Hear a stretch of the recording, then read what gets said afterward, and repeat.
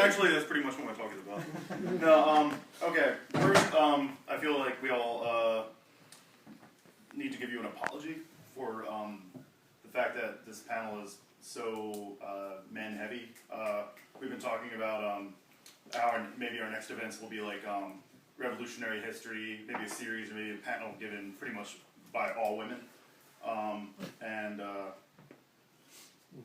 Yeah, also, I just want to clarify that though I'm a Philly Socialist member, there is like a lot of variety within this organization, or that organization, and the things I'm about to say are like really, really biased, and they're a very particular view, probably a minority view even within the organization, so don't take this as representative whatsoever, except of me.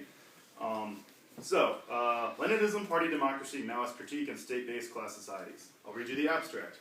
Socialism is a classless society, but the USSR and People's Republic of China have been class societies ruled by bureaucratic ruling classes for most of their histories. Leninism involved a certain type of party which holds many keys to successfully liberating the working class, but also embodied the closing of party democracy, which was a key step in transforming the Russian regime from socialism into a state-based class society. Leninism, thus, has been both creator and gravedigger of revolutions. Then finally, in my opinion, Maoists have critiqued and opposed state capitalism, but again, in my opinion, have failed to do that and ended up reproducing it. So, state-based, Marxism-Leninism has produced two large regimes, USSR and PRC. If you ask me where socialism has existed, my answer would be barely anywhere ever. It's something that we must create because it's necessary for humanity. I don't have a home country that I defend. My home country is the socialist future. A broad definition of socialism could be a system where the working majority has seized control of and implemented extreme democratic governance over the core economic institutions of society, like banks, corporations, infrastructure, the workplace, means of production, and of course the state and the government. Now this means that Bernie Sanders' welfare definition is actually incorrect, even though I like the guy. Socialism is also a classless society. Now, what I'm contending is that the USSR and PRC were class societies where the state and economy fell under bureaucratic control by top-down parties and states, not the democratic governments of the working majority. I'm calling them, you notice, class societies. I'm not calling them corrupted or degenerate socialism. Now, there's this idea that, like, socialism is just, cut them a break because socialism is just a transition stage between capitalism and pure communism where we get rid of the state, get rid of currency. And I acknowledge that, that's cool, but there's still got to be a minimum definition of socialism, which is workers' control, which requires democracy. So this is a distinction, no offense, Andrew, from the orthodox Trotskyist interpretation that the bureaucracy of these societies never fully became new ruling classes precisely. The Trotskyist view is sort of this idea that because there's a base and a superstructure, as Lucas explained, that the state can only reflect conflicts between classes, and that it cannot constitute a new ruling class unto itself. And unfortunately, I think that's a little bit dogmatic, and I think I found this Marx quote that sort of backs me up from Capital. He was talking about colonialism, and I'm sort of definitely twisting what he intended with this, but he never saw the USSR. So he's talking about colonialism. These methods depend in part on brute force, the colonial system, but they employ the power of the state, the concentrated and organized force of society, to hasten, hothouse fashion, the process of transformation of the feudal mode of production into the capitalist mode and to shorten the transition. My emphasis, force is the midwife of every old society pregnant with a new one. It is itself an economic power. So that's part of why I think the state can indeed reach back down from its superstructural position and become the economic base. Now, one of the cool things about Chinese history is it actually had a huge tradition where people in the leadership of Chinese society, of the Chinese Communist Party even, would criticize Chinese society as a class society. I mean, that's kind of, it's like you're criticizing your own regime. It's awesome.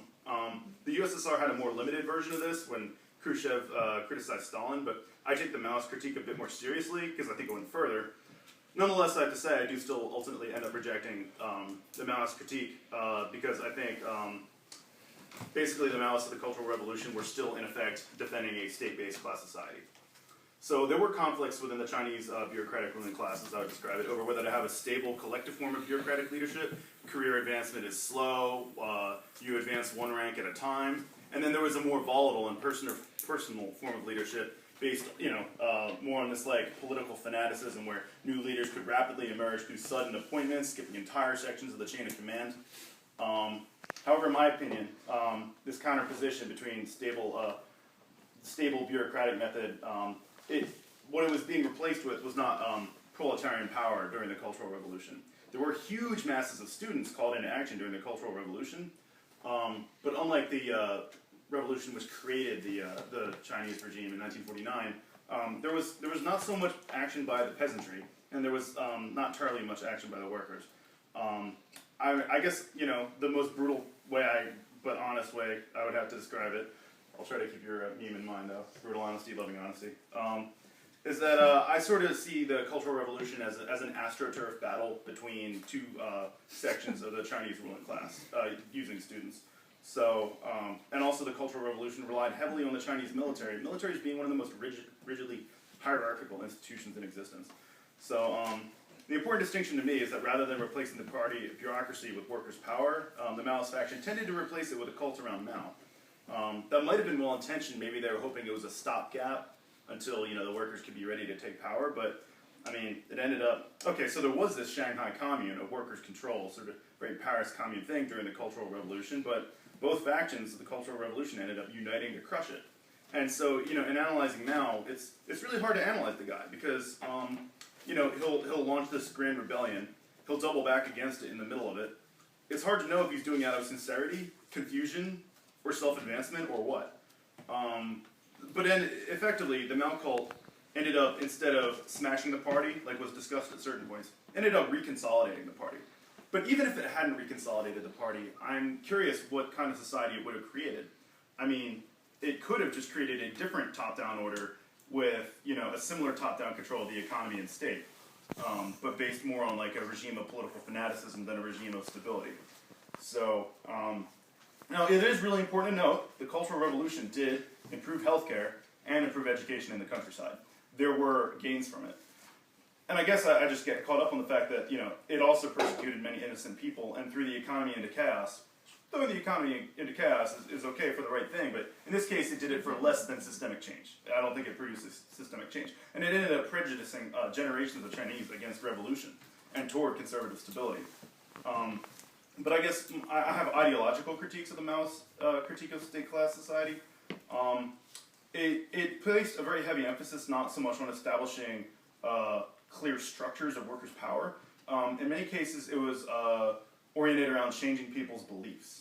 There was this idea that the categories capitalist and proletarian were no longer material positions, but instead reflections of people's personality and outlook. I think that's kind of an abandonment of materialism. A person's political ideology matters, but I think to confuse social positions with mental attitudes is does a disservice in clearly identifying who the enemy is. And this ended up in... the Maoists ended up attacking anyone in the party bureaucracy who accepted market reforms called capitalist rotors. Now, it's true that capitalist rotors have now basically taken over the entire Chinese government, but I think back in those days, there was less of a threat of that, and capitalist road type stuff was often advocated by sincere socialists as a minor reform to advance China's undeveloped economy, sort of like the new economic policy in Russia. I don't think it was meant to be like this evil plot for like a reactionary overthrow. So in practice, what this drawing this hard line over capitalist rotors ended up doing was creating a line against which certain factions of the Chinese government could attack people and to consolidate their own power by creating an enemy, in my opinion. So now socialist regimes do need to guard against too much market reform, but in my opinion, this is accomplished by strengthening the direct democratic power of the people, not the victory of one ruling faction over another. In my opinion, any victory of any ruling faction over another encourages market reform, ultimately, because bureaucracy is self-interested and ultimately sells out. Now, historical nuances specific to China were not, in my opinion, the only thing that had the People's Republic of China as a class society. There were dynamics going back to traditions they inherited from Russia and the Russian communists. Again, the Leninists, to me, represent simultaneously one of the greatest traditions of building a party for working class liberation, but also gravediggers of that workers' power toward bureaucratic control. So, what was good about the Bolsheviks? More than other socialist parties before the revolution, they organized themselves in the working class. As compared with the Mensheviks, they had less money, but a greater number of workers donating or paying dues. While they allowed ideological looseness, they did believe that the working class would lead the revolution instead of capitalists. They were highly coordinated and activist. Members were encouraged to be involved in party work. This contrasted with other groups where intellectuals could just use the party democracy as a theoretical forum without any expectation to do anything. Instead of splitting resources between a bunch of divided projects, they concentrated their efforts by voting on main collective actions.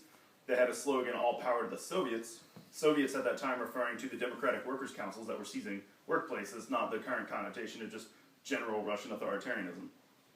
To me, and I have this in bold, the transformation of party culture from free disagreement to intense demands for unity in thought and repression of opposition factions was itself a or the key step in transforming the Russian regime from socialism into a state-based class society. Now, it didn't happen out of nowhere. The initial withdrawal from democracy happened in a crisis where the West was sending troops to Russia to overthrow the revolutionary government, to keep Russia on the Allied side of World War I. Basically, the country's industrial infrastructure was so damaged that, by some Marxist analyses, it was no longer a firm foundation for workers' democracy as it attempted to be. The situation of extreme hardship made democracy and openness far more difficult. Now, I think we should draw our traditions from the healthiest moments of revolutions, not moments when external circumstances compelled retreats to bureaucratic shortcuts. Now, early Leninism involved unity in action, but publicized disunity of opinion. And the freedom to form factions, essentially the Bolsheviks started as one. Now, unlike the mythology, the Bolshevik-Menshevik split was never 100%. Branches around Russia refused to split. There were some instances of reunification. So they were actually a bit more unitarian than a lot of the history would suggest. All right, here's a quote from a newspaper in 1905. Lenin wrote, "We Social Democrats resort to secrecy from the Tsar and its bloodhounds while taking pains that the people should know everything about our party, about the shades of opinion within it, and the development of its program and policy, that they should even know what this or that party Congress delegate said at the Congress in question." Now, to me, this seems like the opposite from some of the contemporary self-labeled Leninist groups, practicing secret convention proceedings, members expected to censor disagreements externally, and culturally expected to not even have them at all. Now, unfortunately, that culture, in my opinion, also did begin under the Bolsheviks too. So, as the Russian regime continued, opposition factions were treated progressively worse. Lenin himself supported a ban on factions in 1921. Trotsky tried reintroducing them in 1924 and failed because, in my opinion, there's no honest democracy in a regime of bureaucrats who owe their jobs to the upper party officials. By the late 1920s, oppositionists faced arrest. In the 1930s, they were sent to labor camps and murdered. The internal culture of the party became performative, with comrades making false statements to reinforce the status quo or preserve themselves, rather than having honest conversations about reality. But the culture within the party was reflected outside of it. Formally, workers' councils were never banned. I might be wrong on that one. They weren't banned for a long time, at least. The party created an atmosphere where democratic bodies, though, were rigged by repression. Dissidents who spoke up were often targeted by state retaliation. So, in my mind, real ownership shifted from the workers to the bureaucracy of the councils, in the same way that a mafia will effectively own a storefront, but legally it's still in someone else's name. Workers' councils became extensions of the top-down party instead of core units of democracy. One of the grossest manifestations, in my opinion, was Stakhanovism. Anyone here know about Stakhanovism? Yeah, where workers' councils were used as a space to pressure workers to sacrifice themselves working as hard as possible to boost production. The USSR's reliance on repressing speech, in my opinion, was actually driven by the dynamics of state-based class societies. They have dynamics that free market societies don't have. Free market societies will tolerate democratic opposition because it typically doesn't threaten the capitalist ruling class or their property. Class societies with nationalized economies are very different. Because any opening toward democracy would give the working class immediate control of the already nationalized economy, dissent necessarily must be repressed. Democratizing a nationalized economy would in effect socialize it, eliminating the bureaucratic ruling class and the class system generally. Now, sorry, John, I am not anti-nationalization, but just pro-democracy, pro-workers' councils, pro-popular bodies. In my opinion, nationalization is critical to any regime of workers' power because the economy must overcome competition and compartmentalization, must be owned by the entire working class. But the units of workers' power at the local workplace level serve as the units of democracy that the worker state is supposed to be federated out of. And what we see in, quote, really existing socialism is nationalization without workers' power under a bureaucratic ruling class. So in conclusion, there's a lot to learn from the Bolsheviks, from Russian history and Chinese history, both what to do, both what not to do, a lot to learn in terms of economic planning. Whether it was democratic or not, we need economic planning somehow. But fortunately, I'm very encouraged because the millennial generation is fiercely democratic. It's not unafraid of the word socialism, not just because we didn't grow up under the Cold War, but because our own democratic and humanitarian tendencies will create a socialism which avoids the collapse of past attempts into state dictatorship. And I just want to read off some of my sources. There's some, I can send them out, but you know what, no, fuck that. You can just ask me. I'm done. Thank you.